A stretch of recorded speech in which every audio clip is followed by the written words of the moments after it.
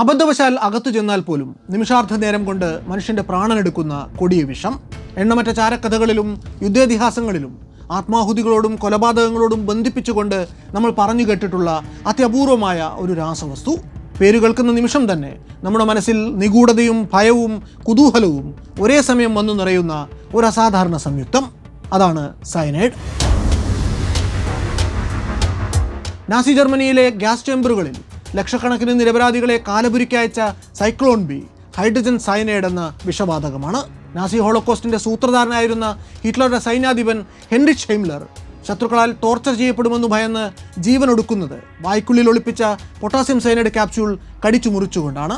ഹിറ്റ്ലറുടെയും ഭാര്യ ഇവ ബ്രൗണിൻ്റെയും മൃതദേഹങ്ങൾ ഓട്ടോപ്സി ചെയ്ത സോവിയറ്റ് കൊറോണർമാർ രണ്ടു മരണങ്ങൾക്കും കാരണം സയനൈഡ് വിഷബാധയാണ് എന്നും സ്ഥിരീകരിച്ചിരുന്നു.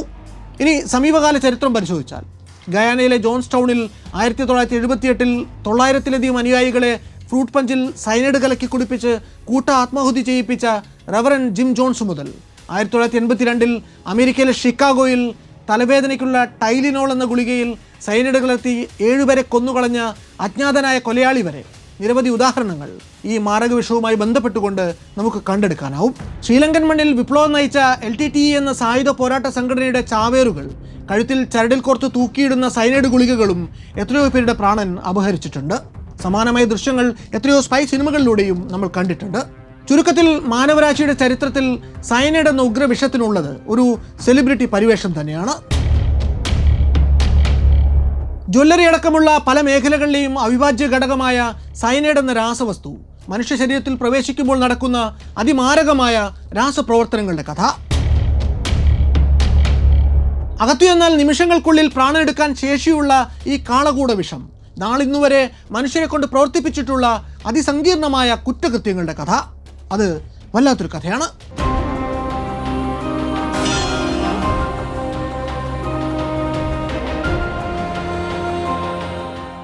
ഈ പ്രപഞ്ചത്തിലുള്ള സകല ചരാചരങ്ങളെയും ഉയിരോടെ കാത്തുസൂക്ഷിക്കുന്ന ഓക്സിജൻ എന്ന മൂലകത്തെക്കുറിച്ച് നമുക്ക് എല്ലാവർക്കും നിശ്ചയമുണ്ട്. സ്കൂൾ ടെക്സ്റ്റ് ബുക്കുകളിൽ പരതിയാൽ ഓക്സിജൻ കണ്ടെത്തപ്പെട്ടത് അല്ലെങ്കിൽ വേർതിരിക്കപ്പെട്ടത് 1775 എന്ന് കാണാം.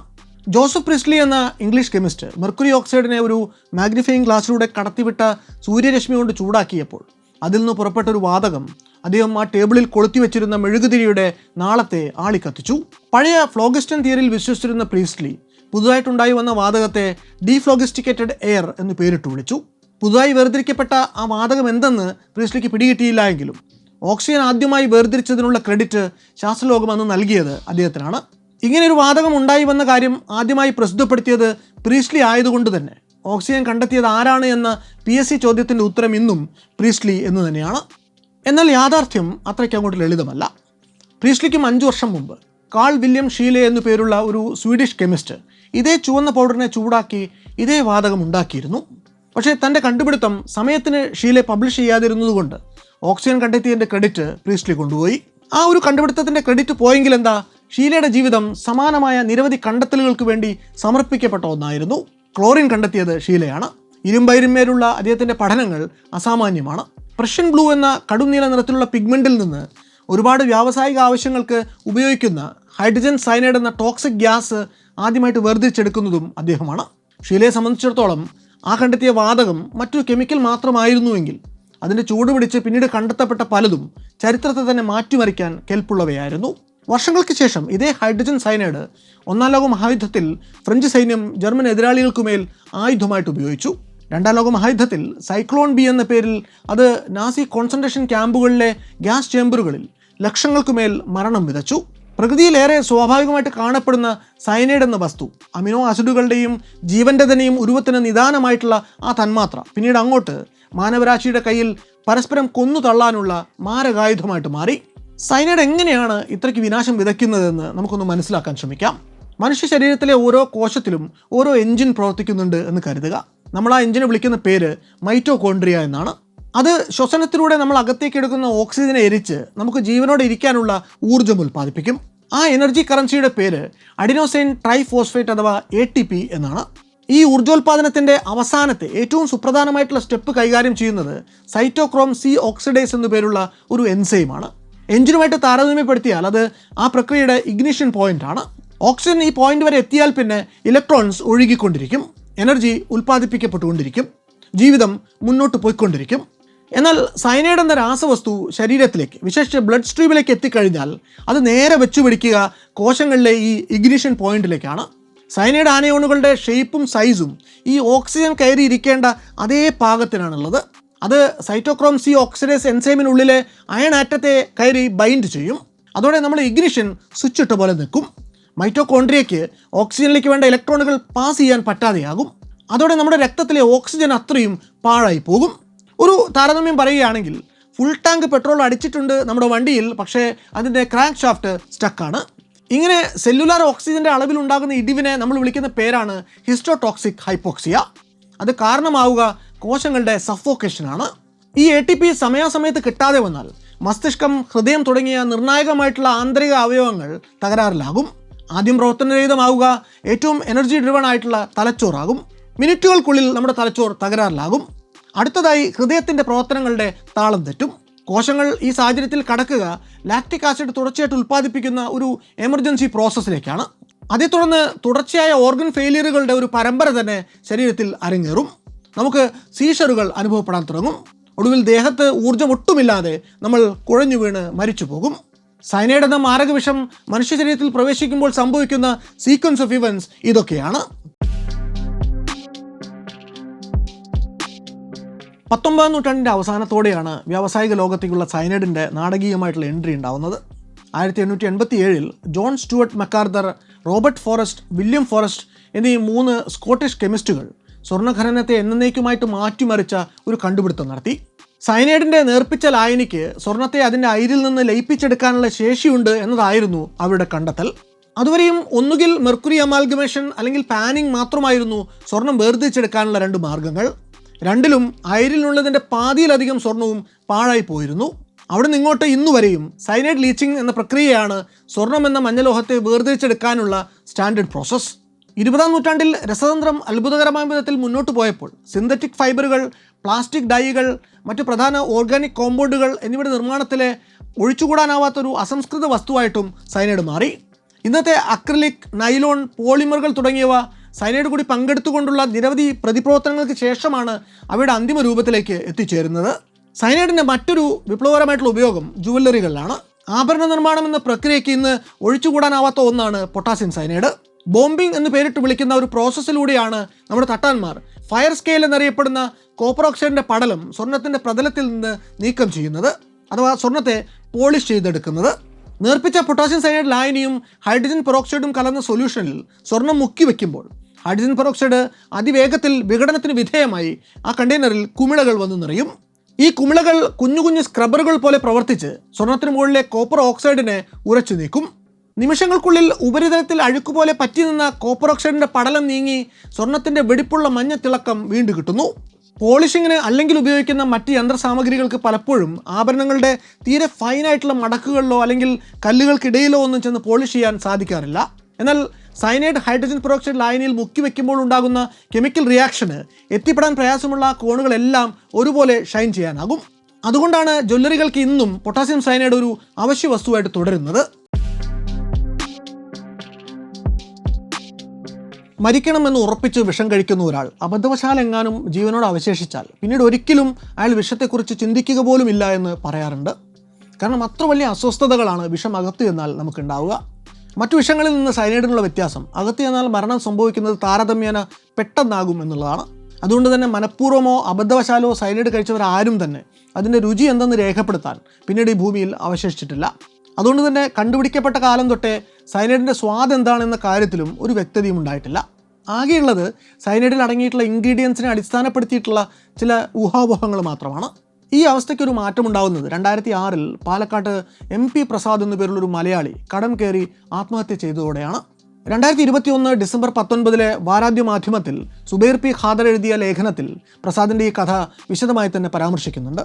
ആഭരണ നിർമ്മാണ തൊഴിലാളിയായിരുന്നു പ്രസാദ്. 2005 അച്ഛനുൾപ്പെടെ പലരോടും കടം വാങ്ങി 25 ലക്ഷം രൂപ സ്വരുക്കൂട്ടി പാലക്കാട്ട് പുതുപ്പള്ളി സ്ട്രീറ്റിൽ ഗോൾഡൻ ജ്വല്ലറി വർക്ക്സ് എന്നൊരു കട അയാൾ സ്വന്തമായിട്ട് ആരംഭിക്കുന്നു. കുറച്ചു കാലം കൊണ്ട് തന്നെ കച്ചവടം പച്ച പിടിച്ചു. അങ്ങനെ സന്തോഷത്തോടെ ജീവിക്കുന്നതിനിടയ്ക്ക് പ്രസാദിൻ്റെ ജീവിതത്തെ മാറ്റിമറിച്ച ഒരു സംഭവം ഉണ്ടാകുന്നു. മാർബിൾ തൊഴിലാളികൾ എന്ന് പരിചയപ്പെടുത്തിയ രാജസ്ഥാനിലെ ബിക്കാനീർ സ്വദേശികളായിട്ടുള്ള 2 സുഹൃത്തുക്കൾ പിത്തളയിൽ പൊതിഞ്ഞ മാല സ്വർണമെന്ന് തെറ്റിദ്ധരിപ്പിച്ച് പ്രസാദിനെ വഞ്ചിക്കുന്നു. 4 ലക്ഷം രൂപയ്ക്കായിരുന്നു ആ ഇടപാട്. 2006 മാർച്ച് 28-ന് ഷൊർണൂർ റെയിൽവേ സ്റ്റേഷന് അടുത്തുള്ള ഹോട്ടലിൽ വെച്ച് ആദ്യഘട്ട പണമായിട്ടുള്ള 2 ലക്ഷം രൂപ നൽകി ഇവർ ഇടപാട് ഉറപ്പിക്കുന്നു. പ്രതികൾ പണവുമായിട്ട് കടന്നു കളഞ്ഞ ശേഷം മാത്രമാണ് താൻ പറ്റിക്കപ്പെട്ടുവെന്ന് പ്രസാദ് തിരിച്ചറിയുന്നത്. ആഴ്ചകൾക്കിപ്പുറം സമാനമായ തട്ടിപ്പുകൾക്ക് ശേഷം ഇവർ രണ്ടുപേരും പോലീസ് പിടിയിലായതായും പ്രസാദ് അറിഞ്ഞു. ഷൊർണൂർ സ്റ്റേഷനിലെത്തി പ്രതികളെ അയാൾ തിരിച്ചറിയുകയും ചെയ്തു. പണം തിരികെ ലഭിക്കുമെന്ന പ്രതീക്ഷയിൽ സ്വന്തം കൈപ്പടയിൽ സ്റ്റേഷനിൽ അയാൾ ഒരു പരാതിയും എഴുതി കൊടുത്തു. എന്നാൽ ഒന്നും നടക്കുന്നില്ല. ഈ സംഭവം പ്രസാദിൻ്റെ ബിസിനസ്സിനെ ആകെ തകർത്തു കളഞ്ഞു. ഒരിക്കലും കരകയറാനാവാത്തൊരു കടത്തിലേക്ക് അയാൾ കൂപ്പുകുത്തി. പഠിച്ച പണി 18 പയറ്റിയിട്ടും 2 അറ്റം കൂട്ടിമുട്ടിക്കാൻ പറ്റാതെ വന്നപ്പോൾ, കടങ്ങളിൽ നിന്ന് കരകയറാൻ ഒരു വഴിയും തെളിഞ്ഞു കാണാതിരുന്നപ്പോൾ അയാൾ വിഷാദത്തിലേക്ക് വഴുതി വീണു. ജൂൺ 15-ാം തീയതി പ്രസാദ് ബന്ധുവീട്ടിൽ നിന്ന് ഇറങ്ങിയത് ഒരുപക്ഷെ ജീവിതം അവസാനിപ്പിക്കാനുള്ള ഉറച്ച തീരുമാനത്തോടെ തന്നെയാണ്.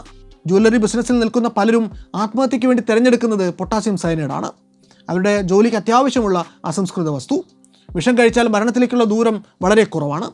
അങ്ങനെ മരിക്കാൻ ഉറപ്പിച്ച് കയ്യിൽ സയനൈഡ് കരുതി ഒരു കുപ്പി മദ്യവും വാങ്ങി പ്രസാദ് പാലക്കാട് ബസ് സ്റ്റാൻഡിന് അടുത്തുള്ള ഒരു ലോഡ്ജിൽ മുറിയെടുക്കുന്നു. ജൂൺ 16-ാം തീയതി അയാൾ അവസാനമായിട്ട് ഒരു വട്ടം തൻ്റെ അച്ഛനമ്മമാരോട് ഫോണിൽ സംസാരിക്കുന്നുണ്ട്. അമ്മയുടെ പിറന്നാളായിട്ടുള്ള 18-ാം തീയതി വീട്ടിലെത്തുമെന്ന് പറഞ്ഞ് അയാൾ ഫോൺ വയ്ക്കുന്നു. അടുത്ത ദിവസം രാവിലെ സഹോദരനോട് സംസാരിച്ചപ്പോഴും പ്രസാദിൻ്റെ ശബ്ദം നോർമലായിരുന്നു. എന്നാൽ ജൂൺ 17-ാം തീയതി ഉച്ചയോടെ പാലക്കാട് ടൗൺ SI പ്രമോദിന് ഇതേ ഹോട്ടലിൽ നിന്ന് ഒരു വിളി വരുന്നു. ഹോട്ടലിൽ 3 ദിവസം മുമ്പ് വന്ന് മുറിയെടുത്ത യുവാവ് റൂമിന് പുറത്തിറങ്ങിയിട്ടില്ല. വിളിച്ചിട്ട് വാതിൽ തുറക്കുന്നുമില്ല. പോലീസ് വന്ന് വാതിൽ വെട്ടിപ്പൊളിച്ചപ്പോൾ കണ്ട കാഴ്ച എല്ലാവരെയും ഞെട്ടിച്ചു. അകത്ത് കട്ടിലിൽ പ്രസാദ് വിഷം അകത്ത് ചെന്ന് മരിച്ചു കിടക്കുന്നു. പാൻസും ഷർട്ടുമിട്ട് കട്ടിലിൽ ഒരു വശത്തേക്ക് ചെരിഞ്ഞു കിടക്കുന്ന രീതിയിലായിരുന്നു അയാളുടെ മൃതദേഹം. കണ്ടാൽ ഉറങ്ങുകയാണെന്നേ തോന്നൂ. വായിൽ നിന്ന് രക്തം കലർന്ന നുരയും പതയും ഒലിച്ച പാട് മുഖത്തും ബെഡ്ഷീറ്റിലുമുണ്ടായിരുന്നു. തൊട്ടടുത്തുള്ള മേശയിൽ ഒരു ആത്മഹത്യാക്കുറിപ്പ്, പേപ്പർ, മദ്യക്കുപ്പി, സയനൈഡ് പൊതിഞ്ഞ പേപ്പർ, ഗ്ലാസ്, പെൻ എന്നിവയും പോലീസ് കണ്ടെടുത്തു. ഇൻക്വസ്റ്റ് നടപടികൾക്ക് ശേഷം മൃതദേഹം ആശുപത്രിയിലേക്ക് മാറ്റി. എൻ്റെ പേര് പ്രസാദ്, ഞാനൊരു സ്വർണ്ണപ്പണിക്കാരനാണ്. ഈ വരികളിലാണ് ആത്മഹത്യാക്കുറിപ്പ് തുടങ്ങുന്നത്. 4 പേജ് കത്താണ് മുറിയിൽ നിന്ന് പോലീസ് കണ്ടെടുത്തത്. ആദ്യത്തെ പേജിൽ സാമ്പത്തിക നില തകർന്നതിൻ്റെ കഥകളാണ്. 2ാമത്തെ പേജിൽ താൻ മരിക്കാൻ കാരണം സാമ്പത്തിക നില തകർന്നതാണ് എന്ന് പ്രിയപ്പെട്ട അച്ഛനും അമ്മയ്ക്കും എന്ന സംബോധനയിൽ എഴുതിയിട്ടുണ്ട്. 3ാമത്തെ പേജ് ജില്ലാ മജിസ്ട്രേറ്റിനുള്ള ഒരു കുറിപ്പാണ്. ഈ കുറിപ്പ് പൂർത്തീകരിക്കുന്നതിന് മുമ്പ് 8 വരി വിട്ട് പ്രസാദ് ആ രഹസ്യം വെളിപ്പെടുത്തുന്നു. Doctors, potassium cyanide. ഇത് ഇംഗ്ലീഷിലാണ് എഴുതിയിട്ടുള്ളത്. അതിൻ്റെ രുചി ഞാൻ അറിഞ്ഞു. വളരെ പതുക്കെ, സ്റ്റാർട്ടിങ് വളരെ പുകച്ചിലാണ്, നാക്കെല്ലാം എരിയും, ഹാർഡാണ്, നല്ല ചവർപ്പാണ്. ആ കത്തൊരു പക്ഷേ പൂർത്തിയാക്കാൻ തനിക്ക് കഴിയില്ല എന്ന ചിന്തയോ തനിക്ക് മാത്രം മനസ്സിലായ രുചിയുടെ പ്രാധാന്യമോ ഓർമ്മ വന്നതുകൊണ്ടാകണം ആ യുവാവ് 4 വാക്കുകളിൽ രഹസ്യം വെളിപ്പെടുത്തിയത്. ഏതോ നോവലിൽ ഞാൻ വായിച്ചിട്ടുണ്ട്, ഒരാളെ പ്ലാനിംഗ് ആയിട്ട് കൊല്ലാമെന്ന്. എല്ലാ ദിവസവും നോവൽ വായിക്കുന്ന, നാക്കിലെ ഉമിനീർ തൊട്ട് പേജ് മറിക്കുന്ന ആളെ അപായപ്പെടുത്താൻ അതേ സ്ഥാനത്ത് സയനൈഡ് പുരട്ടി വയ്ക്കുക. അയാൾ ഒരു സംശയവും ബാക്കി വെക്കാതെ മരിക്കുന്നു. അയാളെ മറ്റൊരു വ്യക്തിക്ക് നിഷ്പ്രയാസം ഇങ്ങനെ കൊല്ലാൻ സാധിക്കുമെന്ന് എനിക്ക് മനസ്സിലായി. സയനൈഡ് കൊടുത്ത ആളുകളെ കൊല്ലാമെന്ന് പണ്ടൊരു നോവലിൽ വായിച്ച അനുഭവമാണ് പ്രസാദ് ഈ കുറിപ്പിൽ പിന്നീട് എഴുതിയത്. പിന്നീട് ഒരു വരി കൂടി വിട്ട ശേഷം, എനിക്ക് പറ്റിയ അബദ്ധം, ഞാൻ സയനൈഡ് മദ്യത്തിൽ ഇട്ടുവച്ച ശേഷം പേന കൊണ്ട് അതിനെ അലിയിപ്പിക്കാൻ ശ്രമിച്ചു. പക്ഷേ അത് അലിഞ്ഞില്ല. അതേ പേന കൊണ്ട് ഞാൻ എല്ലാ വിവരണങ്ങളും എഴുതി. എന്തോ ഓർക്കാൻ ശ്രമിച്ചു. പേന നാക്കിൽ മുട്ടിച്ചു. പിന്നെ ഭയങ്കര എരിച്ചിലായിരുന്നു ഇത് എഴുതി തീരുന്നതുവരെ. സയനൈഡിൻ്റെ രുചി രേഖപ്പെടുത്താനുള്ള കാരണമായി പ്രസാദ് രേഖപ്പെടുത്തിയത് ഇതായിരുന്നു. അതേ പേജിൽ ഒരു വരി കൂടി വിട്ട ശേഷം, എൻ്റെ മരണത്തിന് അവർ മാത്രമാണ് ഉത്തരവാദികൾ, ബിക്കനീർ സ്വദേശികളായിട്ടുള്ള ഹിന്ദിക്കാർ എന്നും എഴുതിയിരുന്നു. 2 ആഴ്ചയോളം അതൊരു ആത്മഹത്യാക്കുറിപ്പ് മാത്രമായി കിടന്നു. പക്ഷേ ആ പേജിലെ മഷി ഒരു ലോകരഹസ്യം പിന്നീട് തുറന്നു കാണിച്ചു. സയനൈഡ് എന്ന മാരക വിഷത്തിൻ്റെ യഥാർത്ഥ രുചി. 2006-ൽ ആ രഹസ്യം വെളിപ്പെടുത്തിയ എറണാകുളത്തുകാരനായിട്ടുള്ള പ്രസാദിന് 15 വർഷങ്ങൾക്ക് ശേഷം 2021-ൽ വീണ്ടും വാർത്തകളിൽ ഇടം പിടിപ്പിച്ചത് കേരളത്തിൽ നിന്ന് 9705 മൈൽ അകലെ കിടക്കുന്ന ചിലിയിൽ നിന്നുള്ള ഒരു നോവലാണ്. 2021-ലെ ഇൻ്റർനാഷണൽ ബുക്കർ പ്രൈസിൻ്റെ ചുരുക്കപ്പട്ടികയിൽ ഇടം നേടിയ ചിലിയൻ എഴുത്തുകാരൻ Benjamin ലുബറ്റുറ്റിൻ്റെ when we cease to understand the world എന്ന നോൺ ഫിക്ഷൻ നോവലിലെ ആദ്യ ഭാഗത്താണ് ആ രഹസ്യവരികൾ. ആത്മഹത്യ ചെയ്യാൻ ഒരുങ്ങിയ ഒരു യുവാവിൻ്റെ മാനസിക ആകുലതകൾ ആ കുറിപ്പിൽ വ്യക്തമാണെങ്കിലും സയനൈഡിനോടുള്ള ഭയം കലർന്ന കൗതുകവും പ്രസാദിൻ്റെ ആ കുറിപ്പിൽ ഉണ്ടായിരുന്നു. ടോക്സിക്കോളജി വിദഗ്ധർ പ്രസാദ് മലയാളത്തിൽ എഴുതി വെച്ചതിനെ പിന്നീട് ഇംഗ്ലീഷിൽ ഇങ്ങനെ ഉപസംഹരിച്ചു: അക്രിഡ് ടേസ്റ്റ് വിത്ത് ബേണിംഗ് സെൻസേഷൻ. പ്രസാദിൻ്റെ ആത്മഹത്യാക്കുറിപ്പിലെ സയനൈഡിൻ്റെ രുചിയെക്കുറിച്ചുള്ള ഈ പരാമർശത്തെ പക്ഷേ ആധികാരിക സയൻറ്റിഫിക് രേഖയായി കാണാനൊന്നും നമുക്ക് സാധിക്കില്ല. കാരണം അത് ശാസ്ത്രം നിഷ്കർഷിക്കുന്ന നിബന്ധനകൾ പാലിച്ചുകൊണ്ട് ലബോറട്ടറി സാഹചര്യങ്ങളിൽ രേഖപ്പെടുത്തപ്പെട്ട ഒരു ഒബ്സർവേഷൻ അല്ല. ജീവിതം വഴിമുട്ടിയ ഒരു യുവാവ് വിഷം അകത്തിയെന്നുണ്ടായ മരണവിപ്രാളത്തിൽ കുറിച്ചിട്ട ഏതാനും വരികൾ മാത്രമാണത്. നിർഭാഗ്യവശാൽ സയനൈഡ് എന്ന കൊടിയ വിഷത്തിൻ്റെ കാര്യത്തിൽ അതിൻ്റെ സ്വാദിനെക്കുറിച്ച് ഇന്നോളം രേഖപ്പെടുത്തപ്പെട്ടിട്ടുള്ള ഒരേ ഒരു നിരീക്ഷണവും അതുമാത്രമാണ്. സയനൈഡ് എന്ന മാരകവിഷം പ്രസാദ് ഉപയോഗിച്ചത് ആത്മാഹുതിക്കായിരുന്നുവെങ്കിൽ അതിനു മുമ്പും പിമ്പുമായി അതേ കാളകൂടത്തെ കൊള്ളയ്ക്കും കൊലപാതകങ്ങൾക്കുമായി ഉപയോഗിച്ച് കുപ്രസിദ്ധി ആർജിച്ച, മാധ്യമങ്ങളിൽ സ്വന്തം പേരിനൊപ്പം സയനൈഡ് എന്നുകൂടി കൂട്ടിച്ചേർക്കപ്പെട്ട നിരവധി കൊടും കുറ്റവാളികളുണ്ട്. അവരിൽ ഒരാളുടെ പേര് സയനൈഡ് മല്ലിക എന്നാണ്. 2007 രണ്ടാം പകുതിയിൽ ബാംഗ്ലൂർ നഗരത്തിൻ്റെ പ്രാന്തപ്രദേശങ്ങളിൽ തുടർച്ചയായി സ്ത്രീകൾ കൊല്ലപ്പെടാൻ തുടങ്ങി. സമാനമായ രീതിയിലാണ് സ്ത്രീകളെല്ലാം കൊല്ലപ്പെട്ടിരുന്നത്. മൃതദേഹങ്ങളിൽ നിന്ന് ആഭരണങ്ങൾ മോഷ്ടിക്കപ്പെട്ടിരുന്നു. ഒരു മൃതദേഹത്തിലും യാതൊരുവിധ മുറിപ്പാടുകളും ഉണ്ടായിരുന്നില്ല. ഒരു പിടിവലിയോ മൽപ്പിടുത്തമോ ഒന്നും നടന്നതിൻ്റെ ലക്ഷണങ്ങളും ഉണ്ടായിരുന്നില്ല. പല മൃതദേഹങ്ങളും പോലീസ് കണ്ടെടുക്കുമ്പോഴേക്കും ചീഞ്ഞളിഞ്ഞ അവസ്ഥയിലുമായിരുന്നു. അത് കുറ്റാന്വേഷണത്തെ കൂടുതൽ ക്ലേശകരമാക്കി. ഏതാണ്ട് ഒരു വർഷത്തോളം ഇരുട്ടിൽ തപ്പിയ ശേഷം യാദൃച്ഛികമായി തടഞ്ഞ ഒരു ലീഡ് പിന്തുടർന്നു എന്ന കർണാടക പോലീസിൻ്റെ അന്വേഷണ സംഘം അതിൽ 6 കൊലപാതകങ്ങളെ ഒരൊറ്റ കുറ്റവാളിയുമായി ബന്ധിപ്പിക്കുന്നതിൽ വിജയിച്ചു. അവരുടെ പേര് KD കെമ്പമ്മ എന്നായിരുന്നു. ഈ 6 കൊലപാതകങ്ങളുടെയും മോഡസ് ഓപ്പറാൻഡി ഒന്നു തന്നെയായിരുന്നു. 6 പേരെയും കെമ്പമ്മ വധിച്ചത് സയനൈഡ് എന്ന മാരകവിഷം പ്രയോഗിച്ചുകൊണ്ടാണ്. 1970 കർണാടകയിലെ കഗ്ഗലിപുരയിൽ ജനിച്ച കെമ്പമ്മ ബാംഗ്ലൂരിൻ്റെ പ്രാന്തപ്രദേശങ്ങളിലാണ് താമസിച്ചിരുന്നത്. കൗമാരപ്രായത്തിൽ ഒരു തയ്യൽക്കാരനെ വിവാഹം കഴിക്കുന്ന കെമ്പമ്മ താമസിയാതെ ഒന്നിനു പിന്നാലെ ഒന്നായി 3 മക്കൾക്ക് ജന്മം നൽകി.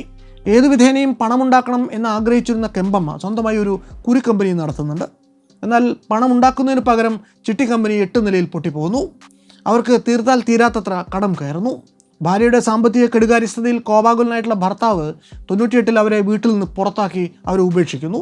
കെമ്പമ്മയുടെ വീട്ടിൽ കടക്കാർ ദിവസവും കയറി ഇറങ്ങി തുടങ്ങി. അതോടെ കടം വീട്ടാൻ വേറെ മാർഗമില്ലാതെ അവർ അടുത്തുള്ള ചില വീടുകളിലെ അടുക്കള ജോലിക്ക് പോയി തുടങ്ങി. അടുക്കള പണിയിൽ നിന്ന് കിട്ടിയിരുന്ന പണം ഒന്നിനും തികയാതെ വന്നപ്പോൾ അവർ ഈ വീടുകളിൽ നിന്ന് അല്ലറ ചില്ലറ മോഷണങ്ങളും നടത്തി തുടങ്ങി. അങ്ങനെ നടത്തിയ മോഷണങ്ങളിൽ ഒന്നിൻ്റെ പേരിൽ അവരെ ബിദാദി പോലീസ് അറസ്റ്റ് ചെയ്യുന്നു. കെമ്പമ്മ 6 മാസത്തേക്ക് ജയിലിലുമാകുന്നു. ജയിലിൽ നിന്ന് ഇറങ്ങിയ ശേഷം അവരൊരു സ്വർണ്ണപ്പണിക്കാരൻ്റെ കൂടെ കൂടുന്നു. അവിടെ വെച്ച് കെമ്പമ്മ സയനൈഡിനെ കുറിച്ച് പഠിക്കുന്നു. സയനൈഡ് ഉപയോഗിച്ച ആളുകളെ ഇല്ലാതാക്കാൻ വളരെ എളുപ്പമാണ് എന്നും അവർക്ക് മനസ്സിലാകുന്നു. വളരെ പെട്ടെന്ന് പണമുണ്ടാക്കാൻ അവർ കണ്ടെത്തിയ ഒരു വഴി മോഷണമായിരുന്നു. അതിനുള്ള എളുപ്പമാർഗം സയനൈഡ് ഉപയോഗിച്ച് ഇരകളെ കൊന്നുകളയലും. തൻ്റെ പദ്ധതികൾ നടപ്പിലാക്കാൻ വേണ്ടി കെമ്പമ്മ കണ്ടെത്തിയ ഇടം അമ്പലമായിരുന്നു. ക്ഷേത്രത്തിൽ വരുന്ന അസാമാന്യ ഭക്തരായിട്ടുള്ള സ്ത്രീകളെ അവർ നിരീക്ഷിക്കുമായിരുന്നു. ദുഃഖം അനുഭവിക്കുന്ന പതിവുകാരെ അവർ പ്രത്യേകം ശ്രദ്ധിക്കും. സമയമാകുമ്പോൾ കെമ്പമ്മ ഒരു വിശുദ്ധ സ്ത്രീയായിട്ട് ഇവരുടെ മുന്നിൽ അവതരിക്കും. അവരുടെ പ്രശ്നങ്ങൾക്ക് ചെവി കൊടുക്കുകയും അവരുടെ ദുഃഖങ്ങൾക്കുള്ള മരുന്ന് തൻ്റെ പക്കലുണ്ട് എന്ന് ഉറപ്പ് നൽകുകയും ചെയ്യുമായിരുന്നു. എല്ലാ പ്രശ്നങ്ങളും പരിഹരിക്കുന്നതിന് ഒരു പൂജ നടത്തണമെന്ന് കെമ്പമ്മ അവരോട് പറയും. ചടങ്ങിന് വേണ്ടി വരുമ്പോൾ ഏറ്റവും വിലയേറിയ വസ്ത്രവും എല്ലാ ആഭരണങ്ങളുമൊക്കെ ധരിച്ചു വേണം വരാനെന്നും അവരോട് പറയും. വിജനമായൊരു ക്ഷേത്രത്തിലേക്ക് കെമ്പമ്മ പലപ്പോഴും അവരെ ക്ഷണിക്കും. അവിടെ എത്തുന്ന അവരോട് കണ്ണുകളടച്ച് പ്രാർത്ഥിക്കാൻ അവർ ആവശ്യപ്പെടും. എന്നാൽ അത് അവരുടെ അവസാനത്തെ പ്രാർത്ഥനയാണെന്ന് പലപ്പോഴും അവരറിയാറില്ല. തുടർന്ന് ക്ഷേത്രത്തിലെ ആളൊഴിഞ്ഞ ഏതെങ്കിലും ഒരു മൂലയിലേക്ക് ഈ സ്ത്രീകളെ മാറ്റി നിർത്തി കെമ്പമ്മ അവർക്ക് സയനൈഡ് കലർത്തിയ വെള്ളം തീർത്ഥം എന്ന പേരിൽ കുടിക്കാനായി കൊടുക്കും. 1999 ഒക്ടോബർ 19 ഹോസ്കോട്ടയിൽ വെച്ചായിരുന്നു ആദ്യത്തെ കൊലപാതകം. 30 വയസ്സുള്ള മമതാ രാജൻ എന്നൊരു സമ്പന്ന സ്ത്രീ ആയിരുന്നു കെമ്പമ്മയുടെ ആദ്യത്തെ ഇര. ആദ്യ കൊലപാതകം നടന്ന് 7 വർഷം കഴിഞ്ഞാണ് കെമ്പമ്മ രണ്ടാമതൊന്നിന് ശ്രമിക്കുന്നത്. സാത്തന്നൂരിൽ നിന്നുള്ള എലിസബത്ത് എന്ന 52-കാരിയായിരുന്നു രണ്ടാമത്തെ വിക്ടിം. തൻ്റെ കാണാതെ പോയ കൊച്ചുമകളെ തിരിച്ചു കിട്ടാൻ വേണ്ടി പ്രാർത്ഥിക്കാൻ എത്തിയതായിരുന്നു എലിസബത്ത്. കാബലമ്മ ക്ഷേത്രത്തിനടുത്തേക്ക് കൂട്ടിക്കൊണ്ടുപോയി കെമ്പമ്മ അവരെ വധിക്കുന്നു. മുനിയമ്മ, പില്ലമ്മ എന്നിങ്ങനെ 2 പേരെ കൂടി കെമ്പമ്മ പിന്നീട് സമാനമായ രീതിയിൽ വകവരുത്തുന്നുണ്ട്. 2006 കെമ്പമ്മ കൊലപ്പെടുത്തിയ ബംഗളൂരു നിവാസിയായ രേണുകയുടെ മൃതദേഹം പോലീസ് ഗസ്റ്റ് ഹൗസിൽ നിന്ന് കണ്ടെടുക്കുന്നു. അന്വേഷണത്തിൽ കൊലയാളിയെക്കുറിച്ച് പോലീസിന് ചില സൂചനകളും കിട്ടുന്നു. ജയമ്മ എന്നാണ് കൊലപാതകിയുടെ പേരെന്ന് പോലീസ് കണ്ടെത്തുന്നു. പക്ഷേ അത് യഥാർത്ഥത്തിൽ കെമ്പമ്മയായിരുന്നു. പക്ഷെ അന്ന് അവരിലേക്ക് എത്താൻ പോലീസിന് സാധിക്കുന്നില്ല. ഈ സമയം കൊണ്ട് കെമ്പമ്മ തൻ്റെ അവസാനത്തെ ഇരയിലേക്ക് എത്തുന്നു. കുട്ടികളില്ലാത്ത നാഗവേണി എന്ന യുവതിയെ ഒരു ക്ഷേത്രത്തിലേക്ക് വിളിപ്പിച്ച് മുൻ കൊലകളിന് സമാനമായ രീതിയിൽ കെമ്പമ്മ അവരെയും കൊലപ്പെടുത്തുന്നു. അതിനുശേഷം നാഗവേണിയുടെ ആഭരണങ്ങളുമായിട്ട് സ്ഥലം വിട്ട ഇവരെ ഈ ആഭരണങ്ങൾ വിൽക്കാൻ ശ്രമിക്കുന്നതിനിടയ്ക്ക് പോലീസ് പിടികൂടുന്നു. മല്ലിക എന്ന പേരിലാണ് കെമ്പമ്മ നാഗവേണിയെ സമീപിച്ചത് എന്നുകൊണ്ടാണ് അവർക്ക് സയനൈഡ് മല്ലിക എന്ന് പേര് വീഴാൻ കാരണം. പോലീസ് റെക്കോർഡുകളിൽ 6 കൊലപാതകങ്ങൾ മാത്രമാണ് സയനൈഡ് മല്ലികയുടെ പേർക്കുള്ളത് എങ്കിലും 20ഓളം നിരപരാധികളായ സ്ത്രീകളെയെങ്കിലും അവർ കൊന്നുകളഞ്ഞിട്ടുണ്ട് എന്ന് ചില പത്രങ്ങളിൽ വന്ന റിപ്പോർട്ടുകൾ പറയുന്നു. ഈ 6 കൊലപാതകങ്ങളുടെ പേരിൽ കെമ്പമ്മയ്ക്കെതിരെ പോലീസ് ചാർജ് ഷീറ്റ് സമർപ്പിക്കുന്നു. വിചാരണയ്ക്ക് ശേഷം കോടതി 2010 അവരെ വധശിക്ഷയ്ക്ക് വിധിക്കുന്നു. കർണാടകത്തിൽ വധശിക്ഷയ്ക്ക് വിധിക്കപ്പെടുന്ന ആദ്യത്തെ സ്ത്രീയാണ് സയനൈഡ് മല്ലിക എന്ന കെമ്പമ്മ. ഈ വധശിക്ഷ പിന്നീട് ജീവപര്യന്തമായിട്ട് ഇളവ് ചെയ്തു കൊടുക്കപ്പെടുന്നു. നിലവിൽ പരപ്പന അഗ്രഹാര സെൻട്രൽ ജയിലിൽ കഴിയുകയാണ് സയനൈഡ് മല്ലിക. പേര് മാസ്റ്റർ മോഹൻകുമാർ, അധ്യാപകനാണ്. മംഗളൂരിനടുത്തുള്ള ഷിരാദി പ്രൈമറി സ്കൂളിൽ ഇംഗ്ലീഷും സയൻസും കണക്കുമൊക്കെ പഠിപ്പിച്ചുകൊണ്ടിരുന്ന മോഹൻ മാസ്റ്ററെ 2010 ലോക്കൽ പോലീസ് അറസ്റ്റ് ചെയ്യുന്നു. മാസ്റ്റർ ചെയ്ത കുറ്റം എന്തെന്ന് കേട്ടപ്പോൾ അതുവരെ അയാളെ അടുത്തറിഞ്ഞിരുന്ന സകലരും മൂക്കത്ത് വിരൽ വെച്ചുപോയി. 32 യുവതികളെയാണ് വിവാഹ വാഗ്ദാനം നൽകി അവരുമായി ലൈംഗിക ബന്ധത്തിൽ ഏർപ്പെട്ട ശേഷം മോഹൻ മാസ്റ്റർ സയനൈഡ് പുരട്ടിയ ഗർഭനിരോധന ഗുളികകൾ നിർബന്ധിച്ച് കഴിപ്പിച്ച് വകവരുത്തിയിട്ടുള്ളത്. 2003 2009 ഇടയിൽ ദക്ഷിണ കർണാടകയിലെ പല പട്ടണങ്ങളിൽ നിന്നായി 20ഓളം സ്ത്രീകളെ മരിച്ച നിലയിൽ കണ്ടെത്തിയിരുന്നു. എല്ലാവരും തന്നെ 20-30 ഇടയിൽ വയസ്സ് പ്രായമുള്ളവരായിരുന്നു. എല്ലാ മൃതദേഹങ്ങളും കണ്ടെടുക്കപ്പെട്ടത് പട്ടണത്തിലെ ബസ് സ്റ്റാൻഡിലെ ശുചിമുറികൾക്കുള്ളിൽ നിന്നായിരുന്നു. ഈ ശുചിമുറികളെല്ലാം തന്നെ ഉള്ളിൽ നിന്ന് കുറ്റിയിട്ട അവസ്ഥയിലായിരുന്നതുകൊണ്ട് വാതിൽ തല്ലിപ്പൊളിച്ചായിരുന്നു ജഡം കണ്ടെടുത്തിരുന്നത്. എല്ലാവരും ധരിച്ചിരുന്നത് പട്ടുസാരിയായിരുന്നു. ഒരു ജഡത്തിലും ആഭരണങ്ങളൊന്നും തന്നെ ഉണ്ടായിരുന്നുമില്ല. എല്ലാ കേസിലെയും പോസ്റ്റ്മോർട്ടം റിപ്പോർട്ടുകളുടെ ഫലം പോലും ഒന്നായിരുന്നു. എല്ലാവരും മരിച്ചത് സയനൈഡ് ഉള്ളിൽ ചെന്നായിരുന്നു. ഇത്രയധികം കാര്യങ്ങൾ ഈ കൊലപാതകങ്ങൾക്കിടയിൽ പൊതുവായിട്ടുണ്ടായിരുന്നിട്ടും 6 വർഷത്തോളം പോലീസുകാർ ഇതേപ്പറ്റി അന്വേഷിച്ചില്ല. സയനൈഡ് എന്നത് ആത്മഹത്യയ്ക്ക് അങ്ങനെ പതിവായിട്ട് ഉപയോഗിക്കാത്ത, അത്ര എളുപ്പം സ്ത്രീകൾക്ക് കിട്ടാത്ത ഒരു വിഷമായിരുന്നിട്ട് കൂടി അന്ന് അന്വേഷണങ്ങൾ ഉണ്ടായില്ല. 19ാമത്തെ ഇര അനിതാ ഭാര്യമാർ കൊല്ലപ്പെട്ടതോടെയാണ് അന്വേഷണം ചൂടുപിടിക്കുന്നത്. അതിന് കാരണമാകുന്നത് ഒരു വർഗീയ കലാപത്തിൻ്റെ പടപ്പുറപ്പാടും. കർണാടകത്തിലെ ബാങ്കര സമുദായ അംഗമായിരുന്നു അനിത. ഒരു സുപ്രഭാതത്തിൽ അവർ ഒളിച്ചോടിയത് പ്രദേശത്തെ ഒരു മുസ്ലിം യുവാവുമൊത്താണ് എന്നാരോപിച്ച് സംഗതി ഒരു ലഹളയുടെ വക്കുവരെ അന്ന് എത്തുന്നു. ഈ ബാങ്കരകൾ സംഘടിച്ച് പോലീസ് സ്റ്റേഷൻ വളയുകയും സ്റ്റേഷന് തീയിടുമെന്ന് ഭീഷണിപ്പെടുത്തുകയും ഒക്കെ ചെയ്യുന്നു. തൽക്കാലം ഒരു മാസത്തെ സാവകാശം ആവശ്യപ്പെട്ട് പോലീസുകാർ അവരെ മടക്കി അയക്കുന്നു. എന്തായാലും അന്വേഷണം അതോടെ ചൂടുപിടിച്ചു. പോലീസ് അനിതയുടെ കോൾ റെക്കോർഡുകൾ പരിശോധിച്ചപ്പോൾ അവർക്ക് ഒരു കാര്യം മനസ്സിലായി. കാണാതാവുന്നതിന് മുമ്പുള്ള ദിവസങ്ങളിൽ അനിത രാത്രി ഏറെ വൈകിയും ഒരു അജ്ഞാത നമ്പറിലേക്ക് വിളിച്ച് മണിക്കൂറുകളോളം സംസാരിച്ചിരിക്കുമായിരുന്നു. ഈ നമ്പർ ട്രേസ് ചെയ്തു വന്നതോടെ പോലീസ് വീണ്ടും കുഴങ്ങുന്നു. അത് കാവേരി മങ്കു എന്ന മടിക്കേരി സ്വദേശിയായിട്ടുള്ള ഒരു യുവതിയുടേതായിരുന്നു. ആ യുവതിയെയും മാസങ്ങളായിട്ട് കാണുവാനില്ല എന്നതായിരുന്നു പോലീസിനെ കൂടുതൽ സംശയത്തിലാക്കിയത്. പോലീസ് അടുത്തായിട്ട് പരിശോധിക്കുന്നത് ആ നമ്പറിൻ്റെ കോൾ റെക്കോർഡുകളാണ്. അതിൽ കാവേരിയുടെ കുടുംബക്കാർക്ക് അറിയാത്തൊരു നമ്പറിൽ നിന്ന് നിരവധി കോളുകൾ വന്നിട്ടുള്ളതായിട്ട് കണ്ടു. ഈ നമ്പറാവട്ടെ കാസർഗോഡ് സ്വദേശി പുഷ്പ വാസുകോട്ടയുടേതായിരുന്നു. അതും മാസങ്ങളായിട്ട് കാണുവാനില്ലാത്ത ഒരു യുവതി.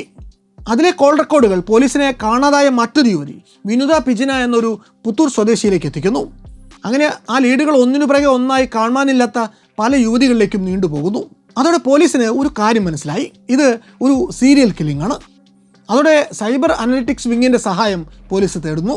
അതുവരെ ലഭ്യമായ സകല കോൾ റെക്കോർഡുകളും ഒന്നിച്ചു ചേർത്ത് ശാസ്ത്രീയമായിട്ടുള്ള വിശകലനങ്ങൾ നടത്താൻ പോലീസ് തയ്യാറാവുന്നു. അതിൽ നിന്നാണ് നിർണായകമായിട്ടുള്ള മറ്റൊരു വിവരം പോലീസിന് കിട്ടുന്നത്. ഈ സിമ്മുകളെല്ലാം തന്നെ എന്നെങ്കിലും ഒരിക്കൽ മംഗളൂരിനടുത്തുള്ള ദേർലക്കട്ട പട്ടണത്തിൽ വെച്ച് ആക്റ്റീവായിരുന്നു.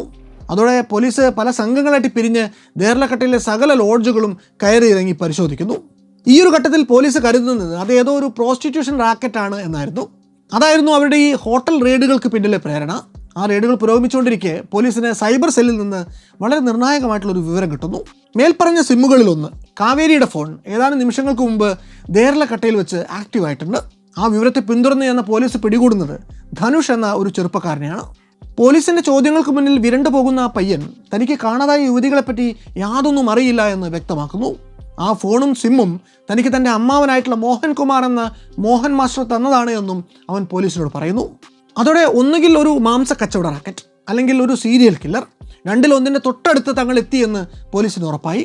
വാസ്തവം രണ്ടാമത്തേതായിരുന്നു, ഒരു സീരിയൽ കില്ലർ, മോഹൻ മാസ്റ്റർ എന്ന സീരിയൽ കില്ലർ.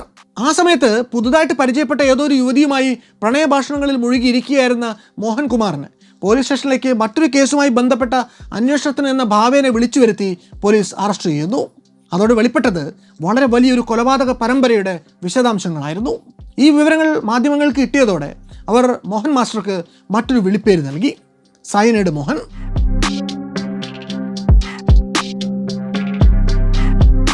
അടുത്ത ബന്ധമുണ്ടായിരുന്ന ഒരു സ്ത്രീയെ പുഴയിൽ തള്ളിയിട്ട് കൊല്ലാൻ ശ്രമിച്ചപ്പോഴാണ് ആദ്യമായിട്ട് മോഹൻ്റെ ജീവിത വഴികളിൽ നിയമം കുറുകെ നിൽക്കുന്നത്. മുങ്ങി താണുകൊണ്ടിരുന്ന അവരെ ആ വഴി യാദൃച്ഛികമായിട്ട് വന്ന ചില മത്സ്യത്തൊഴിലാളികൾ രക്ഷിക്കുകയായിരുന്നു. ആ സ്ത്രീയുടെ പരാതിയിന്മേൽ പോലീസ് മോഹൻ മാസ്റ്ററെ കൊലപാതക ശ്രമക്കുറ്റം ചുമത്തി അറസ്റ്റ് ചെയ്ത് ജയിലിൽ അടയ്ക്കുന്നു. വിചാരണ കാലയളവിൽ ഏറെ നാൾ ജയിലിൽ കഴിച്ചുകൂട്ടേണ്ടി വന്നെങ്കിലും അയാൾ ഒടുവിൽ കുറ്റവിമുക്തനായിട്ട് പുറത്തിറങ്ങുന്നു. ജയിലിലെ സെല്ലിൽ അയാളുടെ സഹതടവുകാരൻ ഒരു സ്വർണ്ണ പണിക്കാരനുണ്ടായിരുന്നു. സ്വർണ്ണപ്പണിക്ക് ഉപയോഗിക്കുന്ന പൊട്ടാസ്യം സയനൈഡ് എന്ന രാസവസ്തുവിനെ കുറിച്ച് അയാളാണ് മോഹൻ മാസ്റ്ററോട് ആദ്യമായിട്ട് പറയുന്നത്.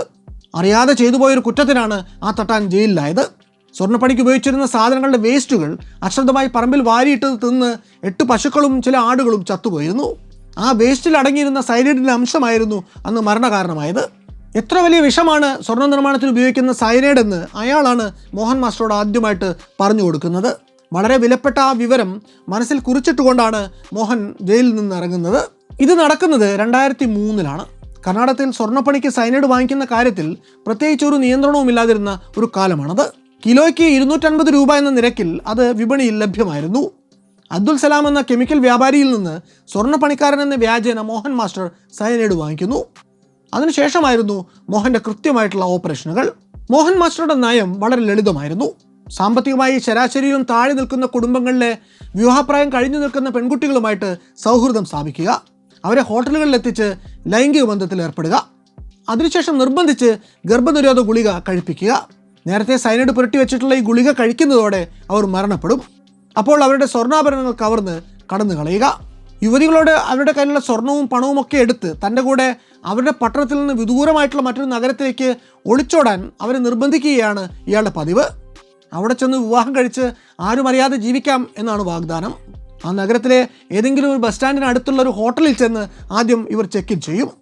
അകത്ത് കയറിയ ഉടനെ ലൈംഗിക ബന്ധത്തിൽ ഏർപ്പെടാൻ ഇവരെ നിർബന്ധിക്കും. ഇത് കഴിയുന്നതിന് തൊട്ടു പിന്നാലെ അയാൾ രാത്രിയിൽ ഒരു റൊമാൻറ്റിക് വാക്കിന് വേണ്ടി തൻ്റെ കാമുകിയെ ക്ഷണിക്കും.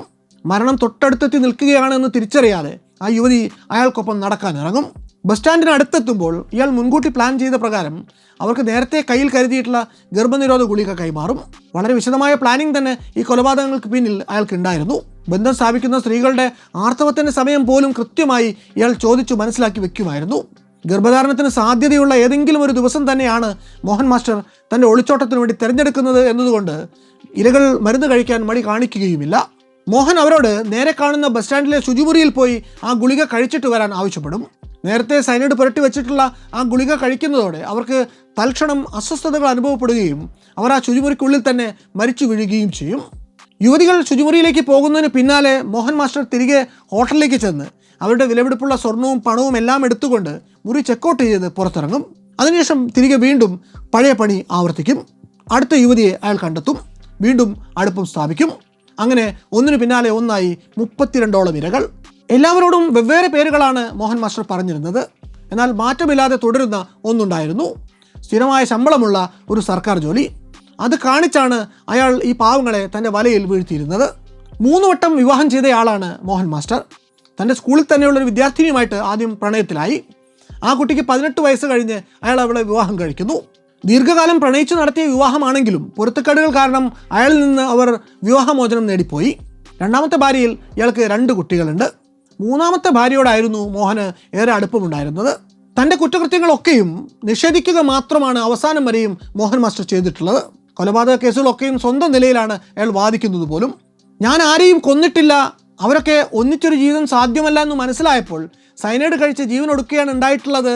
സത്യം പറഞ്ഞാൽ അവർക്ക് ആത്മഹത്യ ചെയ്യാനുള്ള സാഹചര്യങ്ങൾ ഒരുക്കി കൊടുക്കുക മാത്രമാണ് ഞാൻ ചെയ്തിട്ടുള്ളത് എന്നാണ് അയാൾ ഒരു കന്നഡ പത്രത്തിനോട് വെളിപ്പെടുത്തിയത്. പേരുകൾ ഓർമ്മിച്ചെടുക്കാൻ വലിയ പ്രയാസമാണ് മോഹൻ മാസ്റ്ററിന്. അതുകൊണ്ട് തന്നെ തൻ്റെ പേരിലുള്ള കേസുകളുടെ വിവരങ്ങളും മറ്റും ഒരു നോട്ട് പുസ്തകത്തിൽ കുറിച്ചു വച്ചിരിക്കുകയാണ് അയാൾ. ഒപ്പം താൻ പ്രണയബന്ധം സ്ഥാപിച്ച സ്ത്രീകളുടെ പേരും ഫോൺ നമ്പറും ഒക്കെ ഉള്ളൊരു തടിച്ച ഡയറിയും അയാളുടെ പക്കലുണ്ട്. ഈ ഡയറി തന്നെയായിരുന്നു പിന്നീട് കേസിൻ്റെ വിചാരണയ്ക്കിടയിൽ ഇയാൾക്കെതിരായിട്ടുള്ള പ്രധാന തെളിവായി കോടതി പരിഗണിച്ചതും. സയനൈഡ് മോഹൻ്റെ കഥയെ ആധാരമാക്കിക്കൊണ്ട് ഇതുവരെ 2 സീരീസുകൾ പുറത്തു വന്നിട്ടുണ്ട്. ഒന്ന്, ആ കഥയെ രാജസ്ഥാനിലേക്ക് പറിച്ചു നട്ടുകൊണ്ട് 2023 മെയ്യിൽ റീമ കക്തിയും സോയ അക്തറും ചേർന്ന് ഹിന്ദിയിൽ ഒരുക്കിയ ദഹാഡ് എന്ന സീരീസ്. അതിൽ വില്ലനായെത്തുന്ന വിജയ് വർമ്മയുടെ അഭിനയം ശ്ലാഘിക്കപ്പെട്ടിരുന്നു. 2ാമത്തേത് 2025 ഒക്ടോബർ മാസത്തിൽ ZEE5-ൽ പുറത്തു വന്ന ഭാഗവത് ചാപ്റ്റർ 1 രാക്ഷസ് എന്ന സീരീസ്. അർഷദ് വർഷി പോലീസുകാരനായും പഞ്ചായത്ത് സീരീസിലെ നായകൻ ജിതേന്ദ്രകുമാർ വില്ലനായും വന്ന ഈ സീരീസും ശ്രദ്ധ നേടിയിരുന്നു. 2019 ഒക്ടോബറിലാണ് ജോളി ജോസഫ് എന്ന കോഴിക്കോട് കൂടത്തായി സ്വദേശിയായിട്ടുള്ള സ്ത്രീയെ പോലീസ് അറസ്റ്റ് ചെയ്യുന്നത്. വരും ദിവസങ്ങളിൽ കൂടത്തായി ജോളി എന്ന പേര് മാധ്യമങ്ങളിൽ നിറഞ്ഞു നിന്നു. ഒപ്പം 2002 മുതൽക്ക് ഇങ്ങോട്ട് അവർ പ്രവർത്തിച്ചു എന്ന് പോലീസ് പറയുന്ന കുറ്റകൃത്യങ്ങളുടെ പൊടിപ്പും തൊങ്ങലും വെച്ച കഥകളും പ്രചരിച്ചു. 1997 ഇടുക്കിയിലെ തൻ്റെ അമ്മാവൻ്റെ വീട്ടിൽ വെച്ചാണ് റോയ് തോമസ് ആദ്യമായിട്ട് ജോളിയെ കാണുന്നത്. അധികം വൈകാതെ തന്നെ ഇവർ തമ്മിൽ വിവാഹിതരായി.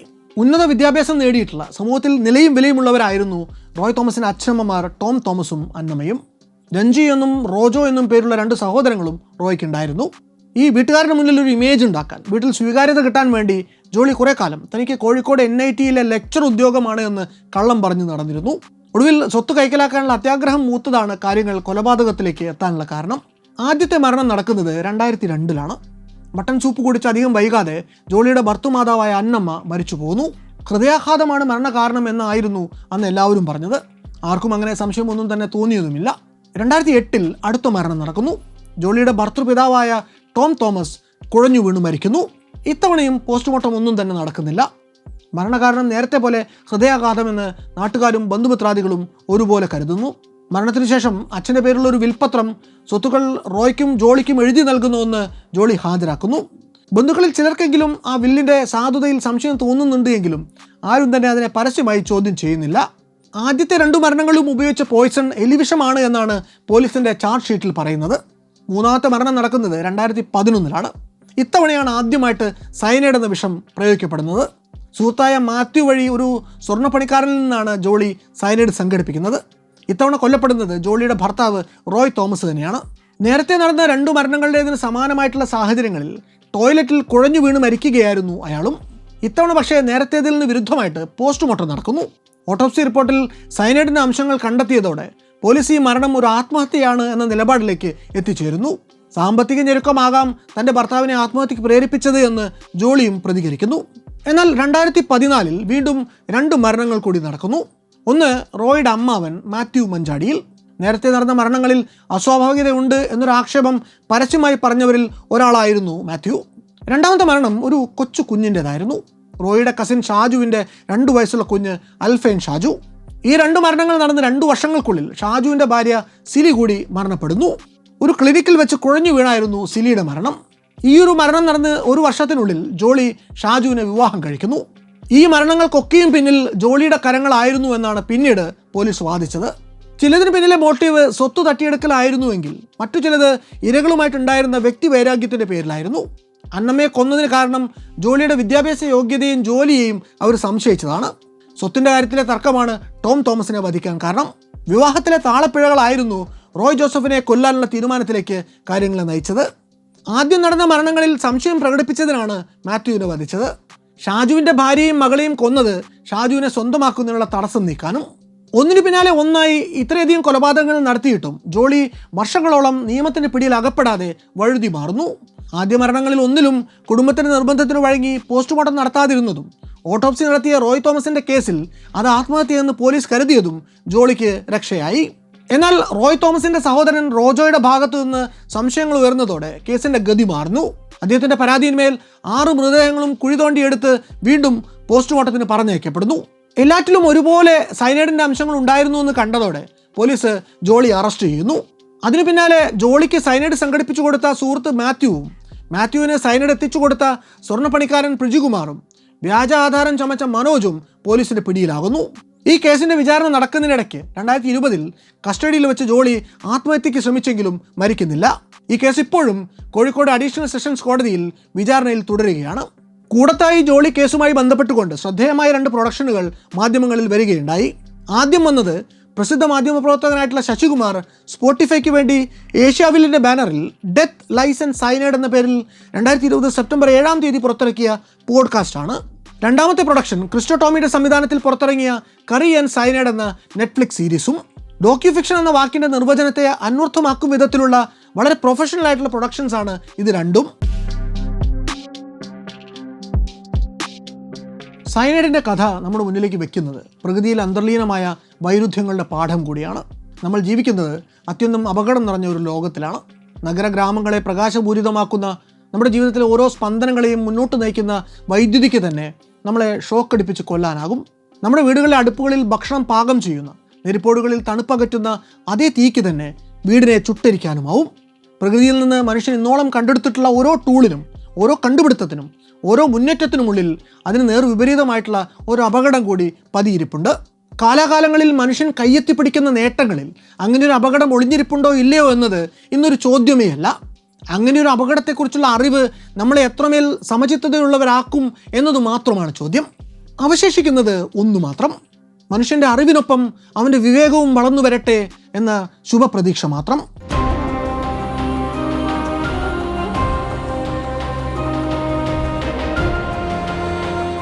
മറ്റൊരു വല്ലാത്ത കഥയുമായി ഇനിയും വരാം.